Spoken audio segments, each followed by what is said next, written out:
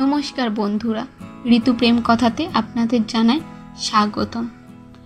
আজ ঋতু প্রেম কথাতে আপনারা শুনবেন লেখিকা ইলমা বেহরোজের লেখা আমি পদ্মজা উপন্যাসের প্রথম পর্বটি। আরে এত তাড়াহুড়ো কিসের? গল্পটি শুরু করার আগেই সবাই একটু ভালো করে দেখে নিন তো চ্যানেলটি সাবস্ক্রাইব করেছেন কিনা।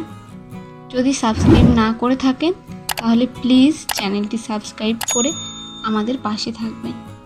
চলুন তাহলে শুরু করা যাক আজকের উপন্যাস আমি পদ্মজা।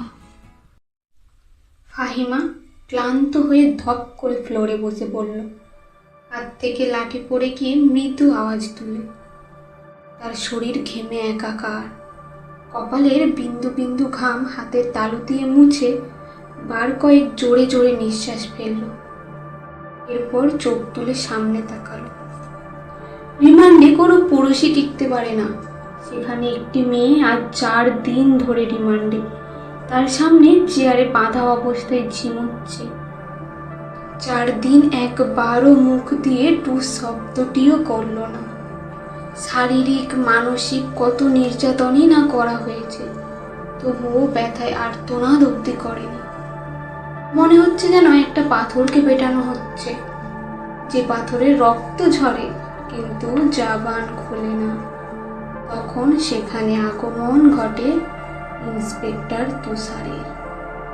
তুষারকে দেখে ফাহিমা কাতর স্বরে বলল, সম্ভব না আর, কিছুতেই কথা বলছে না। অভিজ্ঞ চোখে মেয়েটিকে 2-1 সেকেন্ড দেখল। এরপর গম্ভীর কণ্ঠে ফাহিমাকে বলল, আপনি যান। ফাহিমা এলোমেলো পা ফেলে চলে যায়। তুষার একটা চেয়ার নিয়ে মেয়েটির সামনে বসল।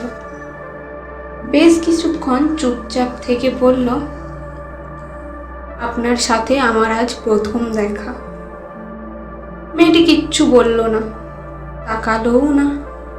তুষার মেয়েটির দিকে স্নিগ্ধ দৃষ্টিতে দেখল, বলল, মা বাবাকে মনে পড়ে? মেয়েটি চোখ তুলে তাকালো। ঘোলাটে চোখ, কাটা ঠোঁট থেকে রক্ত ঝরছে। চোখের চারপাশ গাঢ় কালো, চোখ দুটি লাল। মুখের এমন রং রিমান্ডে আসা সব আসামিরই হয়। তুষার মুখের প্রকাশভঙ্গি আগের অবস্থাতেই রেখে আবারও প্রশ্ন করল, মা বাবাকে মনে পড়ে? মেয়েটি মাথা নাড়ায়, মনে পড়ে তার। তুষার একটু ঝুঁকে মেয়েটির অসহায় দৃষ্টি মেলে তাকায়। তুষার মেয়েটির হাতের বাঁধন খুলে দিয়ে নির্বিকার ভঙ্গিতে আবারও প্রশ্ন ছুড়ল, নাম কি? যদিও তুষার মেয়েটির নাম সহ পুরো ঠিকানাটাই জানত, তবুও জিজ্ঞাসা করলো। তার কোথাও যেন মনে হচ্ছিল মেয়েটি কথা বলবে, আর সত্যিই তাই হলো। মেয়েটি ভারাক্রান্ত কণ্ঠে নিজের নাম উচ্চারণ করল, আমি আমি পদ্মজা। পদ্মজা নামটি বলেই হেলে পড়ল তুষারের উপর। তুষার দ্রুত ধরে ফেলল। উঁচু কণ্ঠে ফাহিমাকে ডাকল, মিস ফাহিমা, দ্রুত এদিকে আসুন। ফাহিমা সহ আরো 2 জন দ্রুত পায়ে ছুটে আসে। 1989 সাল। সকাল সকাল রশিদ ঘটকের আগমনে হেমলতা ভীষণ বিরক্ত হন। তিনি বারবার পই পই করে বলেছেন, পদ্মর বিয়ে আমি এক্ষুনি দেব না, পদ্মকে অনেক পড়াবো। তবুও রশিদ উদ্দিন প্রতি সপ্তাহে এক পাত্রের খোঁজ নিয়ে আসবেন। মেয়ের বয়স আর কতই হলো, মাত্র 16। শামসুল আহমের মেয়ের বিয়ে হয়েছে 24 বছর বয়সে। পদ্মের বিয়েও না হয় তখনই হবে, পদ্মর পছন্দ মতো। হেমলতা রশিদকে দেখেও না দেখার ভান ধরলেন। রশিদ একদলা থুতু ফেললেন উঠানে। এরপর হেমলতার উদ্দেশ্যে বললেন, বুঝছো পদ্মর মা, এইবার যে পাত্র এনেছি এক্কেরে খাঁটি হীরা। হেমলতা বিরক্ত ভরা কণ্ঠে জবাব দিলেন, আমি আমার মেয়ের জন্য পাত্র চাইনি। যুবতী মাইয়া ঘরে রাহন ভালা না। মেয়েটি তো আমার, আমাকেই বুঝতে দেন না। হেমলতার কণ্ঠে বিরক্তি। রশিদ অনেক চেষ্টা করেও সুবিধা করতে পারলেন না। ব্যর্থ থমথমে মুখ নিয়ে সড়কের দিকে পা রাখেন। প্রতিদিনই কোনো না কোনো পাত্রপক্ষ এসে হাতে টাকা গুঁজে দিয়ে বলবে, মোশেদের বড় ছেড়িটারে চাই। রশিদ নিজে নিজে বিড়বিড় করে আওড়ান, গ্রামে কি আর ছেড়ি নাই? একটা ছেড়িকেই কেন সবার চোখে পড়তে হইব? চাইলে কি আর সব পাওন যায়? পূর্ণা স্কুল জামা পরে পদ্মজাকে ডাকলো, আপা, এই আপা, স্কুলে যাবি না? আপারে। পদ্মজা পিট পিট করে চোখ খুলে কোনো মতে বলল, না। পরপরই চোখ বুজে ঘুমে তলিয়ে গেল। পূর্ণা নিরাশ হয়ে মায়ের রুমের দিকে এসে, আম্মা, আপা কি স্কুলে যাইব না? হেমলতা বিছানা ঝাড়া রেখে পূর্ণার দিকে কড়া চোখে তাকান। রাগী স্বরে বললেন, যাইব কি? যাবে বলবি। পূর্ণা মাথা নত করে ফেলল। হেমলতার কড়া আদেশ, মেয়েদের পড়াশোনা করাচ্ছি, অশুদ্ধ ভাষায় কথা বলার জন্য নয়, শুদ্ধ ভাষায় কথা বলতে হবে। পূর্ণাকে মাথা নত করতে দেখে হেমলতা তৃপ্তি পান। তার মেয়েগুলো মান্যতা চেনে খুবই অনুগত। তিনি বিছানা ঝাড়তে ঝাড়তে বললেন, পদ্মর শরীর ভালো না, সারা রাত পেটে ব্যথায় কাঁদছে, থাকুক, ঘুমাক ও। পূর্ণার কিশোরী মন বুঝে যায় পদ্মজা কিসের ব্যথায় কাঁদছিল। সে রাতে নানা বাড়ি ছিল বলে তাই জানতো না। ভোরেই চলে এসেছে। নানা বাড়ি হেঁটে যেতে 5 মিনিট লাগে। পূর্ণাকে চুপচাপ দাঁড়িয়ে থাকতে দেখে হেমলতা বললেন, তুই যা, মাথা নিচু করে যাবি, মাথা নিচু করে আসবি। আচ্ছা আম্মা। পূর্ণা রুমে এসে আয়নার সামনে দাঁড়ালো। নিজেকে খুঁটিয়ে খুঁটিয়ে দেখল। এরপর গত মাসে মেলা থেকে আনা লাল লিপস্টিক গাঢ় করে ঠোঁটে মেখে দেখল। 14 বছরের পূর্ণার ইদানিং খুব সাজতে ইচ্ছে করে।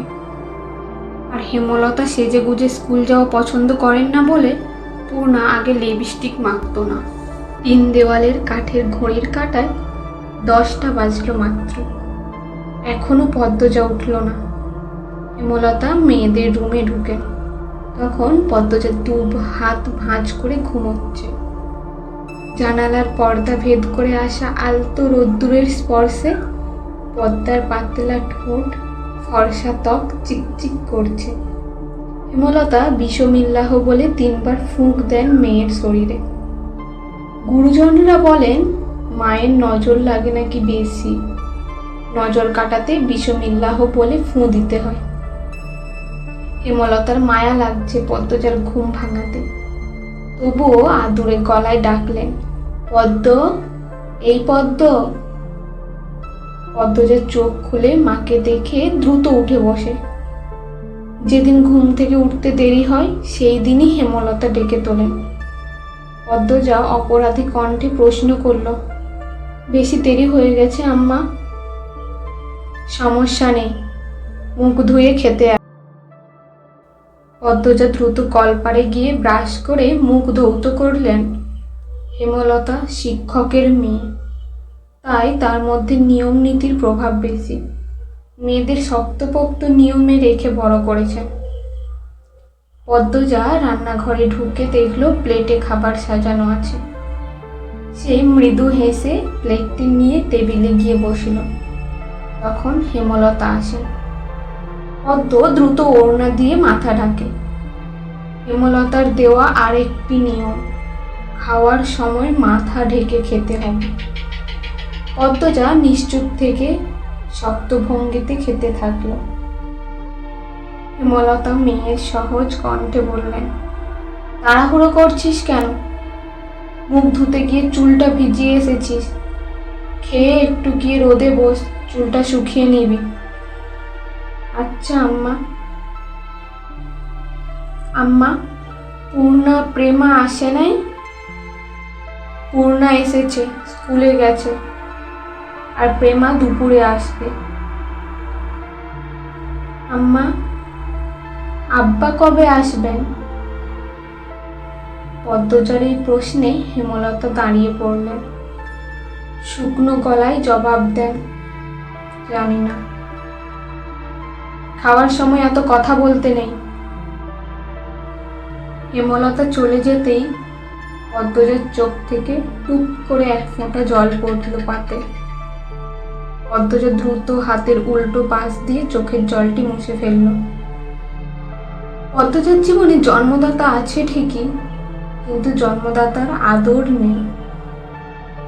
সে জানে না তার দোষটা কি, কেনই বা নিজের বাবা বাকি বোনদের আদর করলেও তাকে কোনোদিন করে না, কথা অব্দিও বলেন না।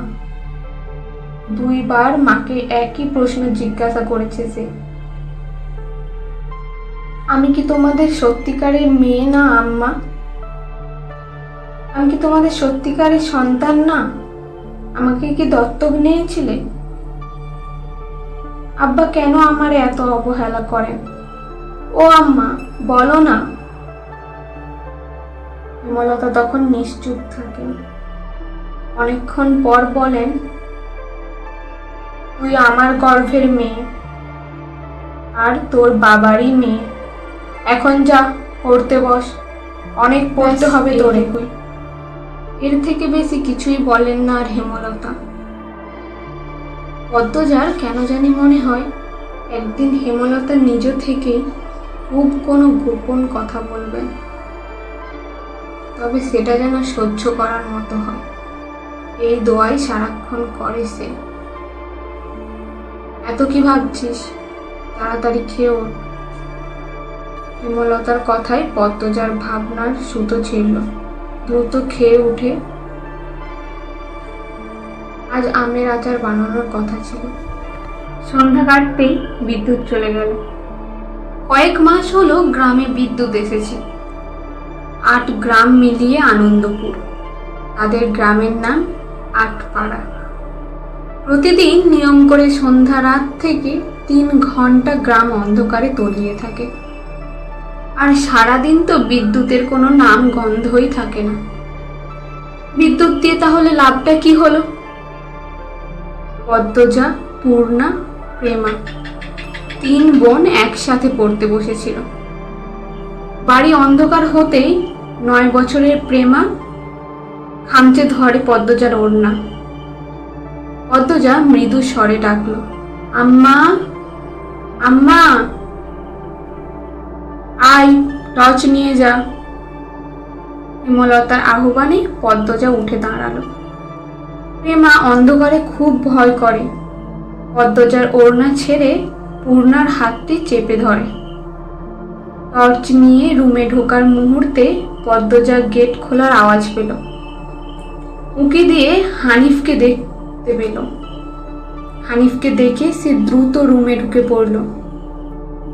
হানিফ পদ্মজার সৎ মামা। বাড়ি অন্ধকার কেন? বাত্তি টাত্তি জ্বালাও।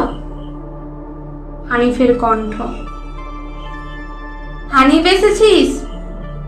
হেমলতা রুম থেকে বেরিয়ে বললেন, হাতে হ্যারিকেন।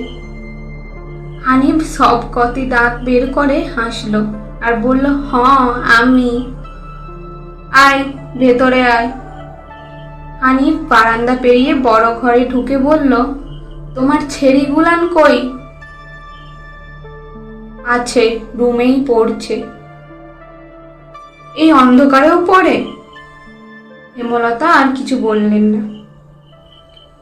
হানিফ এই বাড়িতে আসলে কেন জানি খুব অস্বস্তি হয়, অকারণেই। ওদের খাওয়ার সময় হয়েছে, তুইও খেয়ে নে। এইখানেই খাবো না তোমার সরাইখানাতে যাইতে হইব? কথাটা রসিকতা ছিল। গ্রামে থেকেও হেমলতা খাওয়ার জন্য আলাদা করে রুম নির্বাচন করেছেন। সেটা হানিফের কাছে রসিকতাই বটে। হেমলতা প্রশ্নের জবাব সোজাসাপটা না দিয়ে বললেন, খেতে চাইলে খেতে আয়। পদ্মজা কিছুতেই খেতে আসলো না। কেমন যেন জড়সড় হয়ে আছে। মনে হচ্ছে হানিফকে ভয় পাচ্ছে বা অবহেলা করছে। হানিফ 6 বছর সৌদি আরবে ছিল। 3 মাস হলো দেশে ফিরেছে। 3 মাসে যতবারই হানিফ এই বাড়িতে পা রেখেছে ততবারই পদ্মজা অজুহাত দিয়ে দূরে দূরে থেকেছে। হেমলতার বিচক্ষণ মস্তিষ্ক মুহূর্তেই এটা বুঝে নিল, তাই জোর করলেন না কিছুই। আজই এই লুকোচুরির ফাসলা হবে। হানিফ পদ্মজাকে দেখার জন্য অনেক ছলছাতুরি করল, কিন্তু কিছুতেই সুযোগ পেল না। বিদ্যুৎ আসার ঘণ্টাখানেক পর হানিফ চলে গেল। পূর্ণা প্রেমার রুমে ঢুকতেই পদ্মজা ঝাঁপিয়ে পড়ে। রুদ্ধশ্বাস কণ্ঠে বলল, কতবার মানা করেছি তোদের ওই লোকটার পাশে বেশিক্ষণ না থাকতে, তোরা কেন শুনিস না আমার কথা? পূর্ণাও প্রেমার বিস্ময়ে হতবিহ্বল। পদ্মজা কখনো তাদের এমন নির্দেশ দেয়নি, তাহলে এমন কেন? হেমলতার রুমে ঢুকতেই পদ্মজা চুপ করে গেল। মায়ের এরকম কঠিন কণ্ঠ শুনে পদ্মজার কলিজা শুকিয়ে আসে। হেমলতা নিজের ঘরে চলে যান। হেমলতা মেয়ের দিকে তীক্ষ্ণ দৃষ্টিতে তাকিয়ে আছে। পদ্মজা নতজানু হয়ে কাঁপছে। সুন্দরীরা ভীতু আর বোকা হয়, তার দৃষ্টান্ত প্রমাণ পদ্মজা। হেমলতার খুব মায়া হয় পদ্মজার সাথে উঁচু কণ্ঠে কথা বলতে। পদ্মজা রূপসী বলেই হয়তো। হেমলতা গোপনে তার আবেগ লুকিয়ে বজ্র কণ্ঠে প্রশ্ন করলেন, কি লুকোচ্ছিস? হানিফের সামনে কেন যেতে চাস না?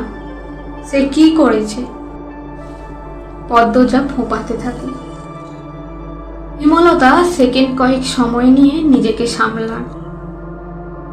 কণ্ঠ নরম করে বললেন, হানিফ ধরিবাজ লোক, সৎ ভাই বলে বলছি না। আমি জানি তার ব্যাপারে যে কোনো কথা আমার বিশ্বাস হবে।